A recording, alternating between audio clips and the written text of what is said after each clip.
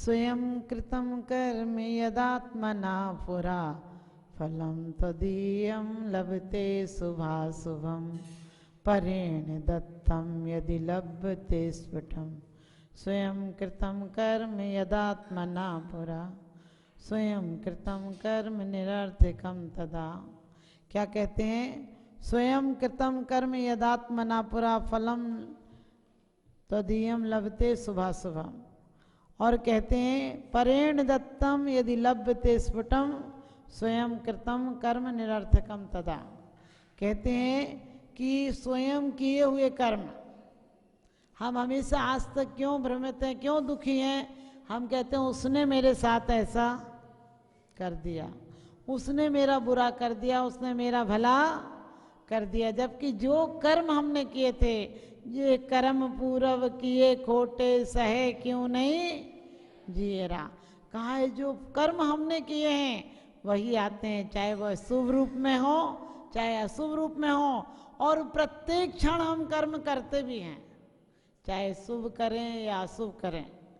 कर्म उस प्रकार से हमारे साथ चलते हैं जिस प्रकार से ब्याज ले लो, कर्जा ले लो तो ब्याज दिन में भी बढ़ता है और रात में भी बढ़ता है, सोते भी बढ़ता है, जागते भी बढ़ता है।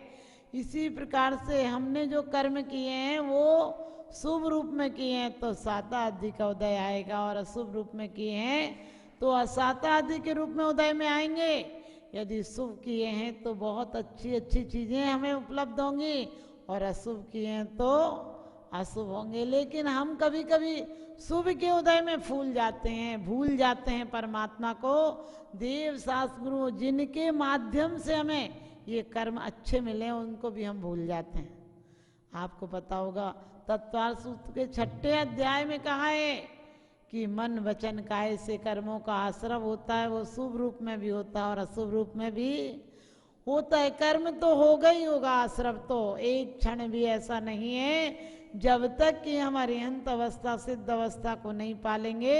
अरिहंत अवस्था में भी आएंगे, लेकिन चूंकि हिरियापथ है, आश्रव हो रहा है, क्योंकि उस समय हमारी कसाएं और योग की प्रवृत्ति नहीं हो रही है, इसलिए आते हैं और चले जाते हैं। जिस प्रकार से मेहमान आए और आप उन्हें स्वागत नहीं करोगे तो क्या करेंगे? एक आध घंटे आके बैठ बैठ के चले जाएंगे, दोबारा आने की हिम्मत भी नहीं करेंगे। लेकिन हमने एक एक कसाई को मन वचन काय के द्वारा, संरम्भ समारंभ के द्वारा, आरंभ के द्वारा और कृत कारित अनुमोदना के द्वारा, मन वचन काय के द्वारा और कहते हैं 4 कसायों के द्वारा हमने बड़ा सम्मान किया है। अपन पढ़ते भी हैं सम्मेरम भी समारंभ आरंभ मन वचन की ने प्रारंभ कृतिकारित मोदन करके क्रोधादि चतुष्टय धर के 7-8 जो इन भेदन थे आगे कीने पर छेदन थे। अब हमें ये देखना है कि हमने शुभ का इतनी लगन से किया है या अशुभ का किया है। कर्म बंद तो होगा। जिस प्रकार से माँ बच्चा स्कूल से लौटता है तो माँ कहती है कि तू खेलने जब जाएगा तो या तो तू खा जाओ नहीं तो फिर थप्पड़ खाएगा, या तो खाना खा जाओ नहीं तो थप्पड़ खाएगा। आप समझ गए? खाना खा जा यानी शुभ खा जा, और थप्पड़ खाएगा यानी अशुभ कर। यदि नहीं मानेगा बात गुरुओं की तो अशुभ की थप्पड़ खाएगा, थपेड़े खाएगा। और बड़ी अच्छी बात कही है रहन सार में कि जीव कब तक इन कर्मों को भोगता है। आज अच्छा व्यक्ति दुखी क्यों है? जो धर्मात्मा है, बेचारा बहुत व्रत संयम कर रहा है, लेकिन दुखी क्यों है? तो कह दिया रहन सार में कुंद कुंद स्वामी ने कि जब तक उनके पूर्व के कर्म उदय में हैं तब तक, क्योंकि यहाँ भी आम का बीज बो तो कम से कम अच्छे से प्रकृति रूप में, जो कोई विकृति नहीं हो, कोई एसेट नहीं डालो तो 7 साल में फल आते हैं। कोई ज़्यादा ही कोशिश करोगे तो 4 साल में आएंगे, लेकिन आम के फल आज बोगे कल नहीं आएंगे। बेशरम तो बिना बोए भी अपने आप हो जाती है। इसी प्रकार से अशुभ कर्मों को पुरुषार्थ नहीं करना पड़ता है। पानी को नाली में ले जाना हो तो अपने आप चला जाता है नीचे की ओर, लेकिन पानी को ऊपर ले जाना हो तो मोटरों की जरूरत पड़ती है। इसी प्रकार से अशुभ में प्रवृत्ति को कोई पुरुषार्थ नहीं करना पड़ता है। अशुभ की प्रवृत्ति तो अपने आप होती है, होगी। पानी को नीचे जाने के लिए कोई मेहनत नहीं करनी पड़ेगी। आदमी को भी पशु बनने के लिए ज़्यादा मेहनत नहीं करनी पड़ेगी। आर्तरोद्ध परिणाम करो और अपने आप दुर्गति का टिकट, आपका रिजर्वेशन पक्का है। लेकिन धर्म ध्यान और शुक्ल ध्यान के लिए पुरुषार्थ पूर्वक प्रकट होना होगा। इसलिए कहते हैं पावन पुरुषार्थ प्रकट होवे में निजानंद में लीन रहो, तुम आवागमन विमुक्त हुए में पास आपके जाते तुम। धर्मात्मा क्या कहता है? पूजा का किया विसर्जन, अब पूजा का किया विसर्जन, अब मैं पाप भाव में उलझ गया, अब तक की मूर्खता भारी, तज नीम हलाहल हाय पिया।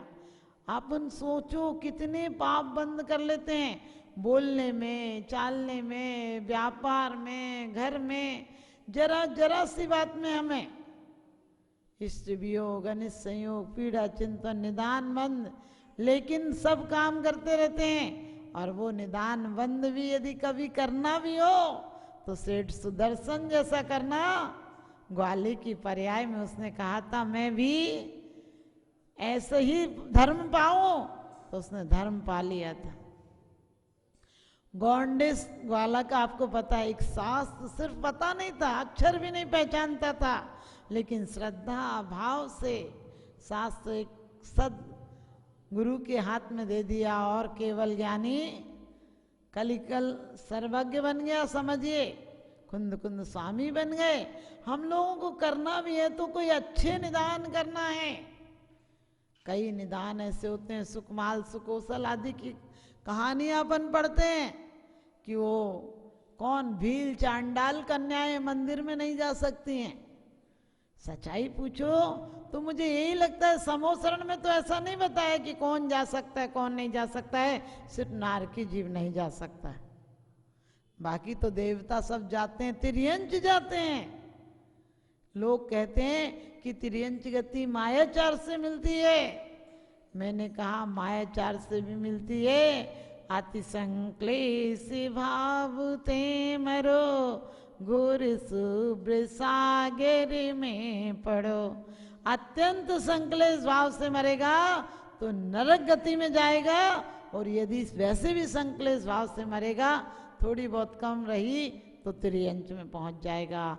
लेकिन शुभ भाव, सरलता, सहजता, प्रकृति में जिएगा तो मनुष्य गति मिल जाएगी।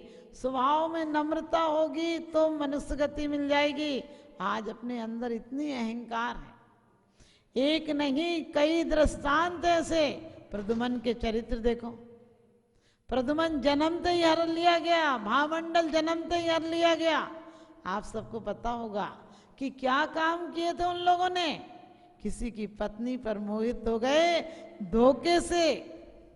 आप सबको पता है कि उसे परदेश भेज दिया, उसकी पत्नी को अपनी पत्नी बना ली, और बाद में कहते हैं आहार दान के पुण्य के उदय से सोते सोते मर गए। धूप घट में महामंडल के जीव का पूर्व भोग आता है कि धूप के घट में धूप ज्यादा थी और धुएं से घुटन से मर गए, और क्या स्वर्ग में चले गए।